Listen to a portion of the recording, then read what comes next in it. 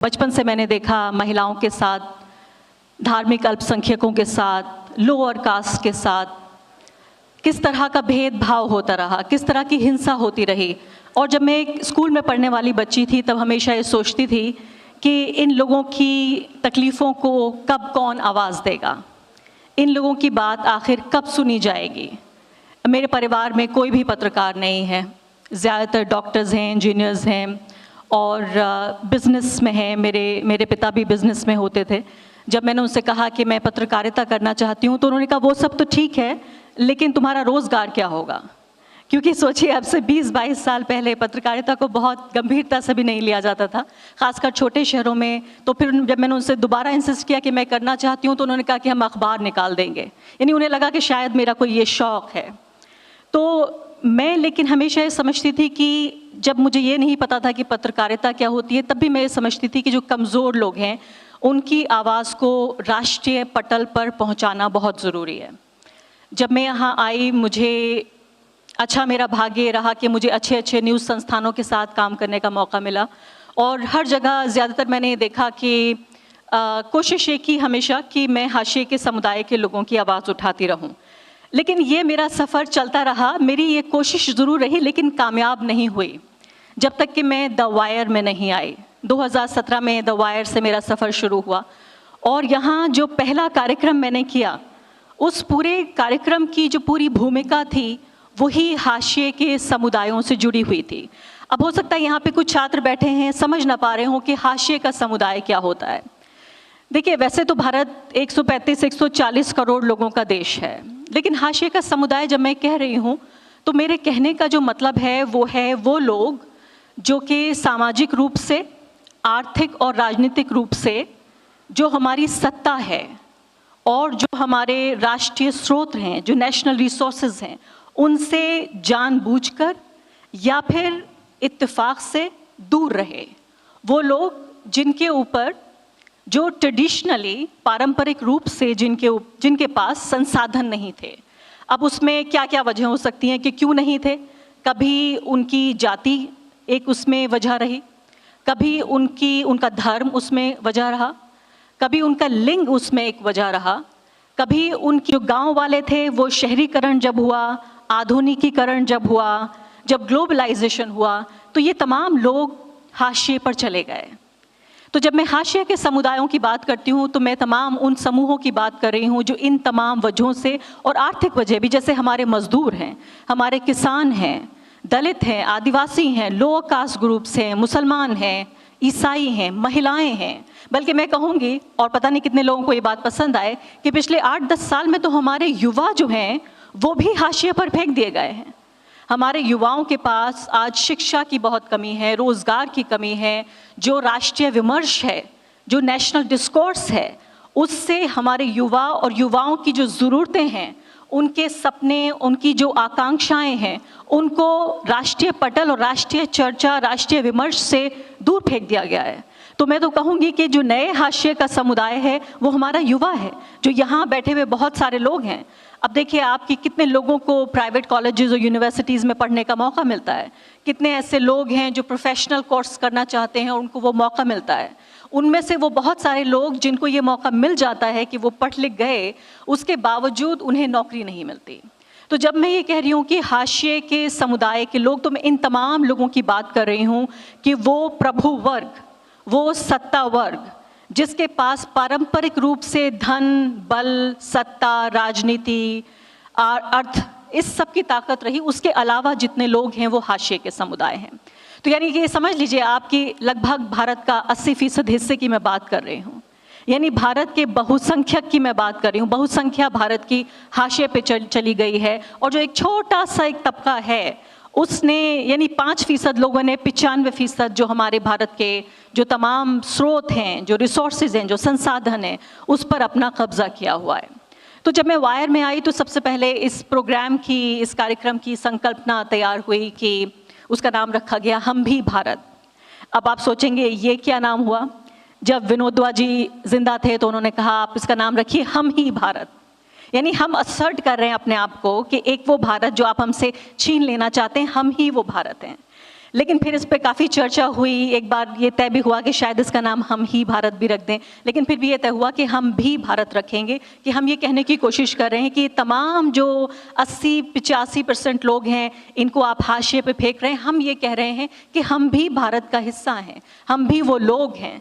तो इसमें हाशिए के समुदाय के लोगों की बात थी, और वो भी उस भारत की एक परिकल्पना, उस भारत का एक सपना भी दोबारा ताज़ा और ज़िंदा करने की कोशिश की, जो हमसे छीना जा रहा है।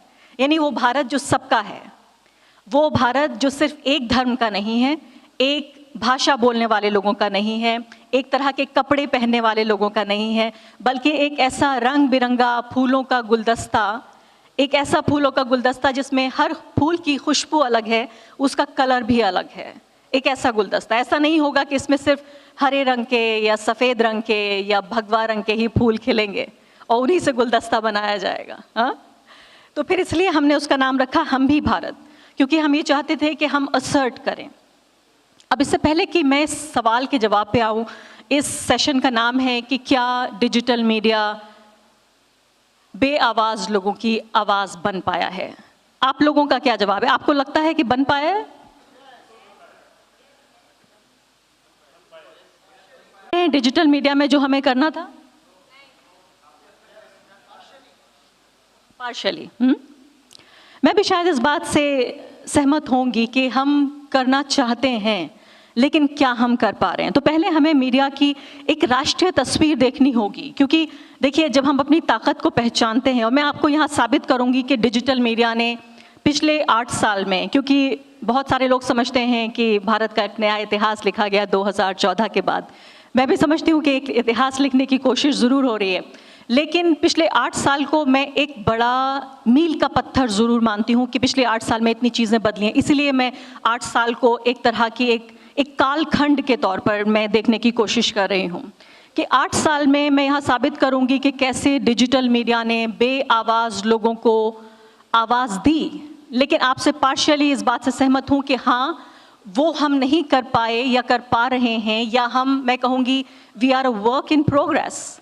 हम ये यहाँ कहा जाता है कार्य प्रगति पर है, हाँ, या कहा जाता है कि मैं नेटवर्क, हम अभी काम कर रहे हैं, अभी हमारा कंस्ट्रक्शन कंप्लीट नहीं हुआ है। और इस सेशन का एक मकसद ये भी है। तो जो मैं कहने की कोशिश कर रही हूँ कि पहले एक राष्ट्रीय परिदृश्य देखा जाए। पिछले 20-22 साल में, मैंने सन 2000 में पत्रकारिता की शुरुआत की, और पिछले 20-22 साल में जो मैंने देखा कि देश की राजनीति जिस तरह से बदल रही होती है, बल्कि मैं कहूँगी बदलने के संकेत के तौर पर, सबसे पहले हम ये देखते हैं कि मीडिया का जो रुख है, मीडिया का जो मूड है, मीडिया की जो हवा है, वो बदलने लगती है। इससे पहले कि हमने देखा कि नरेंद्र मोदी जी 2014 में देश के प्रधानमंत्री बने, आप 2013 के तमाम ब्रॉडकास्ट उठा के देख लीजिए, आप अखबार उठा के देखिए, आपको ये अंदाज़ा हो जाएगा कि देश की जनता ने उन्हें बाद में चुना, मीडिया ने उन्हें पहले चुन लिया था। इसलिए मैं कह रही हूँ कि जब आबो हवा देखनी हो, राजनीतिक खासकर, तो मीडिया को देखिए। तो अभी आज के हालात में क्या हो रहा है? आज के हालात में हमारी जो टीवी की स्क्रीन्स हैं, उन टीवी स्क्रीन से सबसे पहले ये तमाम हाशिए के लोग गायब हैं। हमारी टीवी स्क्रीन पर ना हमें दलित दिखते हैं, ना आदिवासी दिखते हैं, ना मज़दूर हमें दिखते हैं, ना हमें किसान दिखते हैं, ना मुसलमान दिखते हैं, ना हमें ईसाई दिखते हैं। मैं टोकन की बात नहीं कर रही हूँ कि एक दाढ़ी टोपी पहना के बिठा दिया किसी को, या साफ़ा किसी को पहना के किसानों का रिप्रेजेंटेटिव बिठा दिया, या मैं कहूँगी कि अभी हमारी आदिवासी राष्ट्रपति चुन ली गई हैं। मैं टोकन की बात नहीं कर रही हूँ, मैं सिंबल्स की बात नहीं कर रही हूँ। मैं जब ये कह रही हूँ कि वो गायब हैं, इसका मतलब उनके मुद्दे गायब हैं, इसका मतलब उनके सरोकार गायब हैं। तो अपनी पूरी स्क्रीन को आप ये देखिए कि पूरी स्क्रीन से आपको सिर्फ वही सत्ता वर्ग, प्रभु वर्ग मिलेगा जो आज हमारे ऊपर राज कर रहे हैं। वो लोग जो पारंपरिक रूप से, जिनके पास हमेशा पैसा था, ताकत थी, सत्ता थी, और देश के संसाधनों पर उनका कब्जा था। इसीलिए आप देखिए कि अब न्यूज़ एंकर्स को आप देखती हैं, वैसे तो आपको लगेगा, मैंने तो कहा कि महिलाएं भी हाशिए पर हैं। अब आप मुझसे सवाल पूछेंगे, हम तो पूरे प्राइम टाइम में महिलाओं को ही देखते हैं। इतनी सारी न्यूज़ एंकर्स हैं, उसमें तो 50% के 80% के आसपास महिलाएं होंगी। मैं कहूँगी वो महिलाओं के शरीर में पुरुष हैं, क्योंकि उनके शरीर तो महिला हैं, लेकिन जो उनकी सोच है वो पुरुषवादी है। वो जिस तरह से उन्होंने खुद महिलाओं के मुद्दों को, यानी खुद प्राइम टाइम में महिलाओं के बैठे हुए महिला मुद्दों की जो हत्या की है, उन्होंने महिलाओं के जो मुद्दे थे उनको जिस तरह से अपने पैरों के आगे रौंदा है, कुचला है, जो सत्ता के खुद, यानी उनकी अपनी जो ताकत है वो उनकी पत्रकारिता नहीं है, उनकी जो अपनी शक्ति है वो शक्तिशाली लोगों के साथ उनकी कितनी नज़दीकी है, इससे उनको पावर मिलती है। उनकी जो शक्ति का जो स्रोत है, source of their power is their proximity to the powerful people. वो ये समझती हैं कि देश के 2 या 4 जो सबसे बड़े लोग हैं वो हमें जानते हैं, वो हमें इंटरव्यू देते हैं, वो हमारे फ़ोन उठाते हैं, वो हमें मिलने का समय देते हैं, इसलिए हम ताकतवर हैं। हम इसलिए ताकतवर नहीं हैं कि छत्तीसगढ़ की कोई आदिवासी लड़की उनका कार्यक्रम देख के उनसे प्रोत्साहन लेती है, उनसे इंस्पिरेशन लेती है। इसीलिए आप देखिए कि जब आप देखेंगे प्राइम टाइम में आती हैं वो जो एंकर्स होती हैं, कोट पैंट पहन के अपने इस तरह से, आप देखिए कि पूरा आस्तीन चढ़ा बढ़ा के आप देखिए उनकी पूरी जो भाव भंगिमा है, जो उनकी पूरी बॉडी लैंग्वेज है, उसको आप देखिए, न सिर्फ कि उसमें सत्ता नज़र आती है बल्कि सत्ता का पूरा अहंकार नज़र आता है। तो जैसे आज हमारी सत्ता है कि हमारी सत्ता से, हमारे सत्ता के जो नीति निर्धारण जो कर रहे हैं, जो पॉलिसी मेकिंग जो लोग कर रहे हैं, उससे तमाम हाशिए के लोग गायब हैं। और इसीलिए हम ये देखते हैं कि जिस तरह से हमारी राजनीति में हाशिए के समुदाय के लोग, उनके मुद्दे गायब हैं, इसी तरह से हमारी टीवी स्क्रीन और हमारे अखबार के पन्नों से भी ये लोग गायब हैं।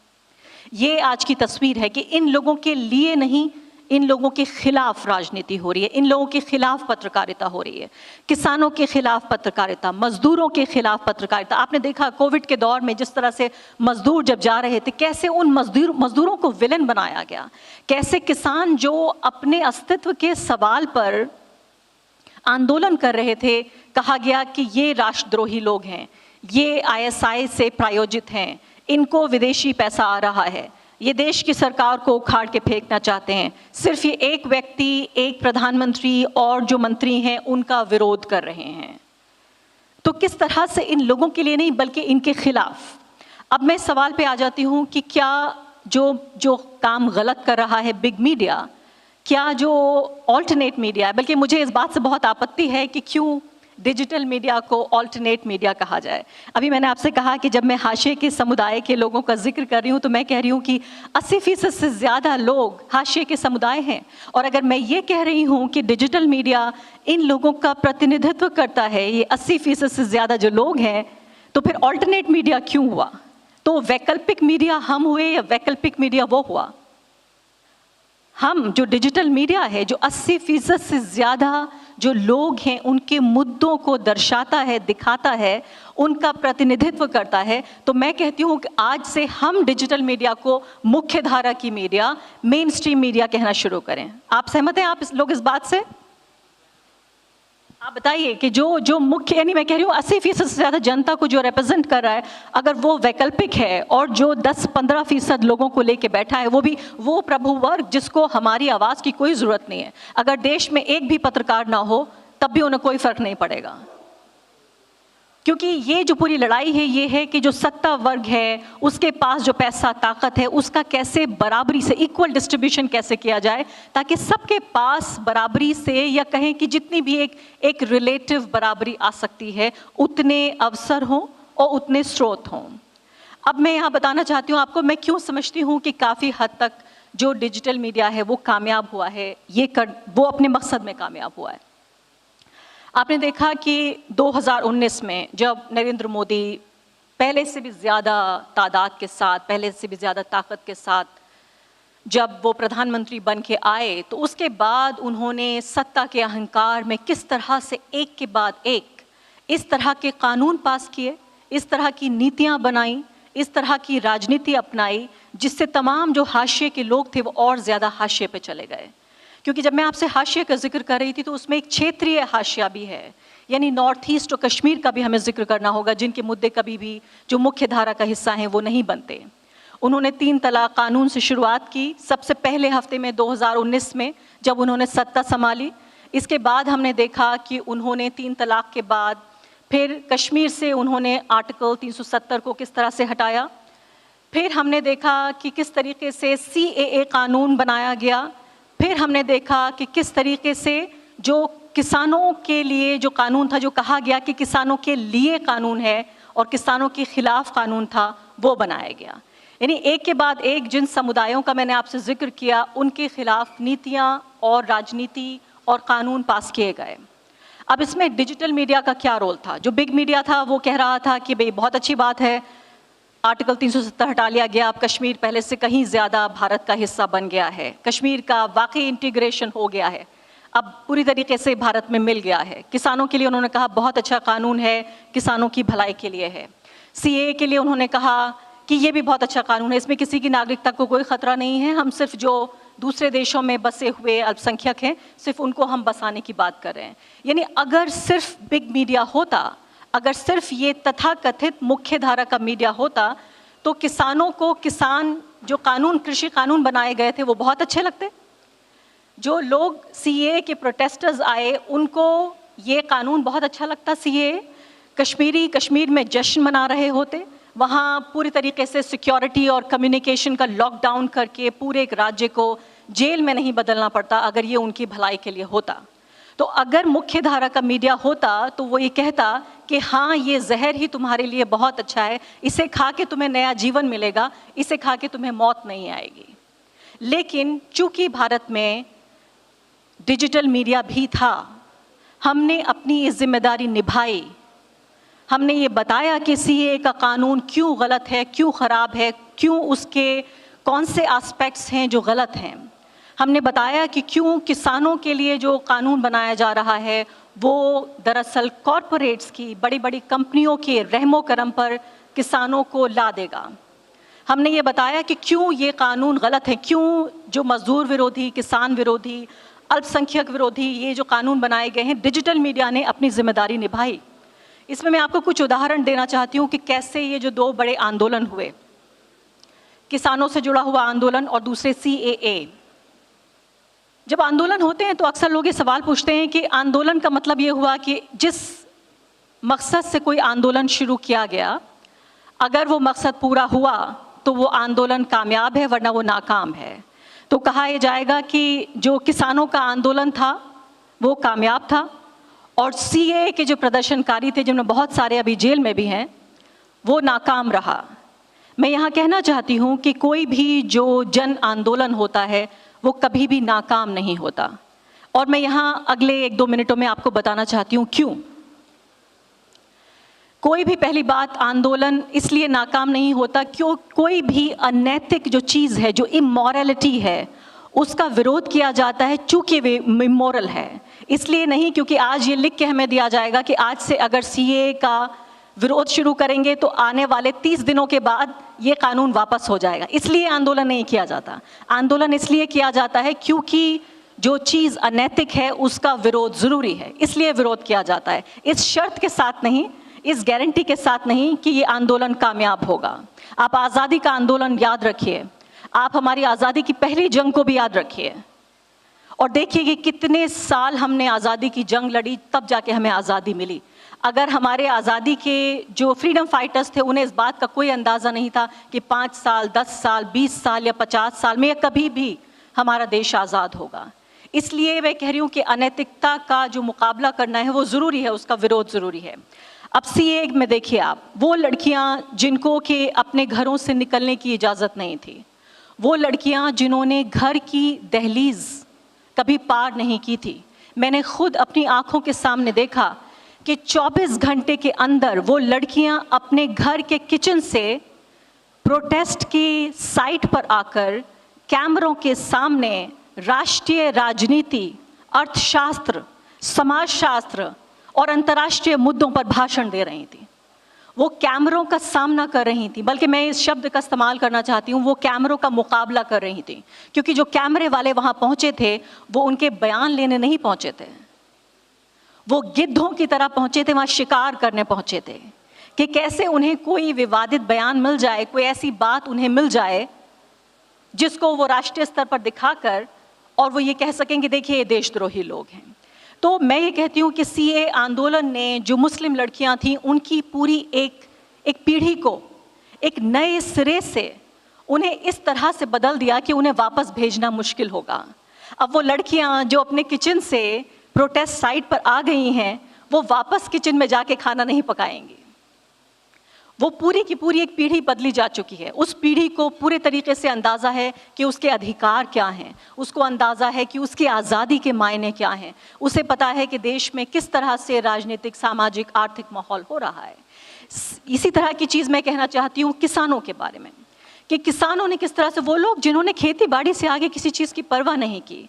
और आप यकीन जानिए, मैंने पूरा सीए आंदोलन भी कवर किया, बहुत नज़दीक से, पूरे 100 दिन मैं टिकी रही और मैंने पूरा किसान आंदोलन भी साल भर से ज़्यादा कवर किया। और जब मैं वहाँ पहुँचती थी तो लोग कहते थे, कई बार आपने वायर पे देखा भी होगा, मुझसे कहते थे कि पूरा का पूरा गांव द वायर देखता है। आप सोचिए, एक छोटा सा यूट्यूब चैनल, मैंने कभी नहीं सोचा था 2017 में जब मैंने ये ज्वाइन किया द वायर, अपना कार्यक्रम शुरू किया, कि मैं सिर्फ शहरों नहीं, इंटरनेट माना जाता है एक प्रिविलेज मीडियम है, कि गाँव देहात पहुँच जाएगा यूट्यूब। क्योंकि इतनी भूख थी, इतनी प्यास थी, इतने लोग देखना चाहते थे। और जो एवरेज व्यू जो रहते थे मेरे 3 से 4 मिलियन, यानी अगर सोचिए 10 मिनट का कोई भी वीडियो मैं किसान आंदोलन का मैं डाल देती थी, 3-4 मिलियन लोग ऐसे ही देख लिया करते थे। और उसमें लोग जब मैं मिलती थी, छोटे छोटे, यानी आप सोचिए 18 साल के लड़के, 70 साल के बुजुर्ग, उन्होंने जब उन्हें पता चला कि उनके लिए ये एक अस्तित्व का संकट था, उन्होंने नए सिरे से देश की राजनीति को देखना शुरू किया। उन्होंने देखना शुरू किया कि उनके समर्थन में नीतियां बनाई जा रही हैं या उनके खिलाफ बनाई जा रही हैं। उन्होंने देखना शुरू किया कि देश की जो आर्थिक नीतियां बन रही हैं, क्या वो उनके लिए अच्छी हैं या नहीं। आप ये सोचिए कि वो देश के प्रधानमंत्री के ऊपर टिप्पणियां करने लगे, कमेंट करने लगे। वो देश में जो जिन नीतियों से उनका संबंध भी नहीं था, अंतर्राष्ट्रीय नीतियों पे वो टिप्पणी करने लगे। तो मैं ये कहती हूँ कि जो दोनों आंदोलन हुए, ये सिर्फ इसलिए सस्टेन रहे, ये इसलिए हो पाए क्योंकि हमारे जैसे प्लेटफॉर्म्स ने लोगों को बताया कि आपके अधिकारों के, आपकी आज़ादी के और आपके हितों के खिलाफ हैं ये कानून। तो इसलिए ये कहना, और ख़ासकर एक ऐसे दौर में जबकि तमाम तरह की जो सत्ता और जो शक्ति है वो इसके लिए इस्तेमाल की जा रही है कि इन्फॉर्मेशन बाहर ना आए। और तब उस दौर में 2 बड़े आंदोलन, 1 साल के अंदर 2 बड़े आंदोलन हुए इसी देश में, जहाँ के 90% से ज़्यादा मीडिया ग़ुलाम है, 90% से ज़्यादा मीडिया सरकार के गुणगान करता है, उसका भोंपू बन गया है। ऐसे दौर में मैं आपसे कह रही हूँ कि एक पूरी पीढ़ी ऐसे लोगों की तैयार हो गई है जिन्हें अपने अधिकारों और अपनी आज़ादियों के बारे में सब कुछ मालूम है। अब आखिरी बात मैं करना चाहती हूँ कि क्या हम बेआवाज़ लोगों की आवाज़ बन पाए? मैं कहूँगी काफ़ी हद तक।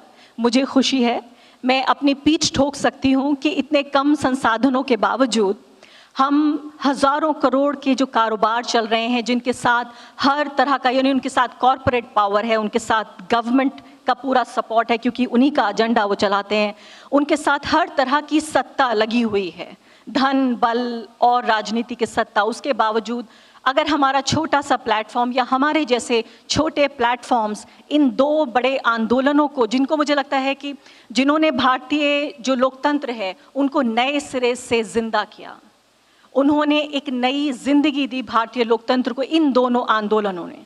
और जब भी इस दौर का इतिहास लिखा जाएगा, उन तमाम काले कानूनों के लिए लिखा जाएगा जो कि आम आदमी और हाशिए के समुदाय के लोगों के लिए के खिलाफ बनाए गए। लेकिन इस दौर का जब इतिहास लिखा जाएगा तो इन दोनों जो बड़े आंदोलन हुए उनका जिक्र भी होगा कि जब भारत के लोकतंत्र की हत्या करने की कोशिश की जा रही थी तो भारत की आम जनता खामोश नहीं थी, वो अपने अधिकारों के लिए उठ खड़ी हुई और मीडिया का एक छोटा ही तबका सही वो भी उनके साथ खड़ा हुआ था। तो इतिहास में डिजिटल मीडिया का नाम इस तरह से जाएगा। बहुत बहुत शुक्रिया आप सभी लोगों का।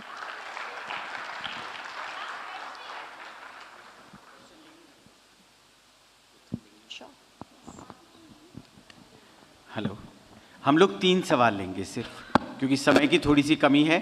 तो 3 सवाल मैं अपनी टीम से गुजारिश करूंगा कि माइक पहुंचाएं। Good afternoon, ma'am. Ma'am, thank you for putting light and raising a topic about intersectionality, caste, gender, and definitely gender, and the intersectionalities of gender, of like being a woman and like coming from different class, different backgrounds, and different religions. But ma'am, I want to ask you that don't you think it's high time that we have reservations in media focusing on intersectionalities? Because like you said, that women in power, even in media houses, they don't even fetch for period leaves, which is a very basic right. Like, as a female worker, if you need to have a sustainable career, you need period leaves. You can't be bleeding and being in pain and rush to the washroom and have like, just go for the medical help all the time when you're walking and you're sitting in a newsroom. But people, especially women in the media houses, will be like, no, I cannot do that because I was working as a journalist and I didn't have a period leave, so women are just being dramatic. How do we deal with this discussion? And as journalists, how do we write or frame our narratives in a way that we do get our basic rights, which still feels like a war that we still have to fight every day? If I'm getting your question right, are you saying how do we make newsrooms inclusive so Yes, that ma'am. they can... And also focus on our basic right, like periods leave, for which even few women journalists who are actually in power won't stand up. That's a huge problem, by the way. In fact, whenever I go to the field, and I'm someone who often goes to the field, and the biggest problem I face is the lack of public toilets. Trust me, I mean, I'm saying this in front of so many people, that I have, there have been times where I had to hold myself back for 12 hours, 14 hours sometimes. Because, whenever you go out, there is a problem. But I think within the newsrooms, if you see, I think newsrooms are adjusting themselves to include more women. I don't think we really have a problem right now that there are not enough women or facilities for them, or for that matter, editors are adjusting to a level, because newsrooms are also part of the same society, Indian society. We cannot really expect them to be different kind of places, at islands in themselves. But still, I would say newsrooms are adjusting to the needs of women. The problem here is of not the inclusivity. The problem here is that there are not as many women as there should be in decision-making powers. We need more women in editorial boards. We need more women editors. That actually, I think, is the problem.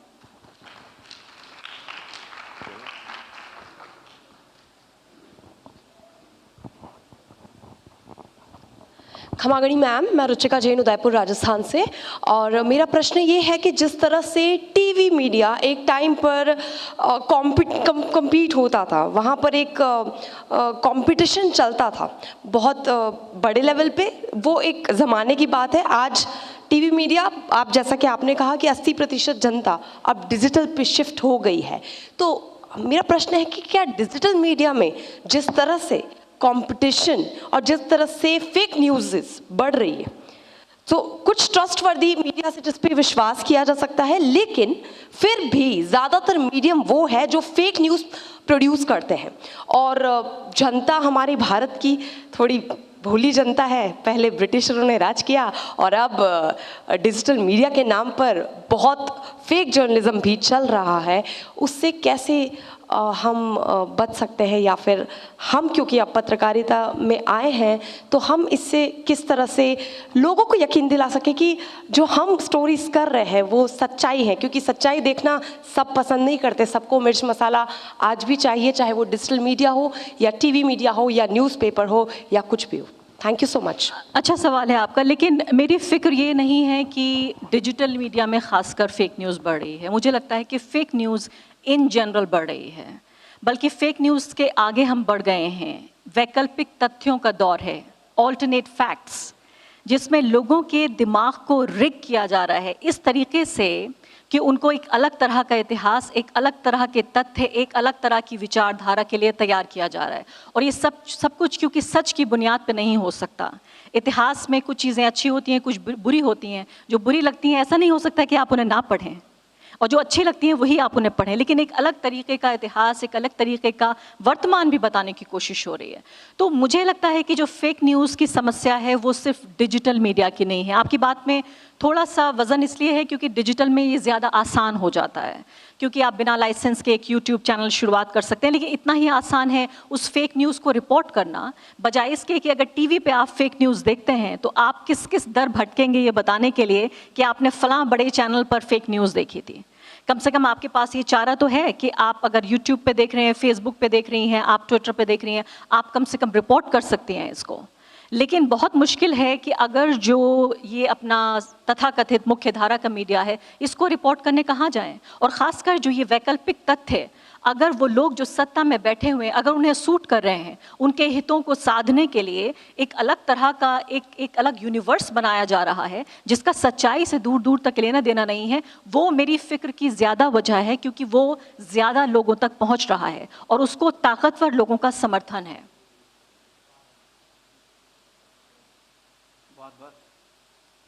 ले लेते हैं इनका सवाल भी ले लेते हम हैं लास्ट। धन्यवाद। हम तीसरा सवाल नहीं लेंगे। मेरी आपसे दरख्वास्त है कि सवाल सवाल होना चाहिए, वो कई बार कॉन्वर्सेशन या सीख में तब्दील हो जाता है, तो ऐसा ना करें। हम 3 सवाल लेते, लेकिन इतने लंबे लंबे सवाल पूछे गए कि हम 2 पे कॉम्प्रोमाइज़ कर रहे हैं यहाँ पे। मैं रिक्वेस्ट करूँगा अनंत कुमार जी से कि स्टेज पर आएँ That's और okay. I Arifa think ma'am she's को been waiting for a while. Please ask. Yes. Brief में। Quickly. Yes, Aishwarya. Nice to meet you. तो मैम मेरा क्वेश्चन ये है कि आप कहाँ से आई हैं? सीताराम नगर कच्ची बस्ती से। तो जो डिजिटल मीडिया है वो एक सोर्स है कि हम अपने राइट्स को जान सकते हैं उससे, बट जो पेट्रियार्की है, जो पितृसत्ता है, वो वुमेंस को रोकता है ये चीज़ करने के लिए। तो हमारी बस्ती में बहुत सारी वुमेंस ऐसी हैं जिनके पास खुद के फ़ोन नहीं है, और हैं तो भी कीपैड हैं। बहुत ऐसा कम चांस है कि जिनके पास वैसे अच्छे फ़ोन्स हों। तो ऐसा क्या किया जाए, ऐसा मतलब ऐसा कौन सी चीज़ हो कि जिससे उन वुमेंस को भी डिजिटल मीडिया और इंटरनेट का बहुत अच्छा equality मिल सवाल है सके। ऐश्वर्या, आपका सवाल पूरी तरह समझ गई मैं। देखिए, पितृसत्ता एक ऐसी चीज़ है जिससे आप भी लड़ रही हैं वहाँ बैठकर, मैं यहाँ स्टेज पर हूँ, मैं भी लड़ रही हूँ पितृसत्ता से। मैं तमाम यहाँ जो मौजूद लड़कियाँ हैं, मैं उनसे सिर्फ इतना कहना चाहती हूँ कि पितृसत्ता से हमारी लड़ाई 500 साल पहले भी थी और मुझे लगता है 500 साल भी बाद भी नहीं जाएगी। सिर्फ फ़र्क इस बात का है कि हम अपने को ऐसे पायदान पे ले आएँ जहाँ पितृसत्ता हमें जितना कम से कम प्रभावित कर सके उतना अच्छा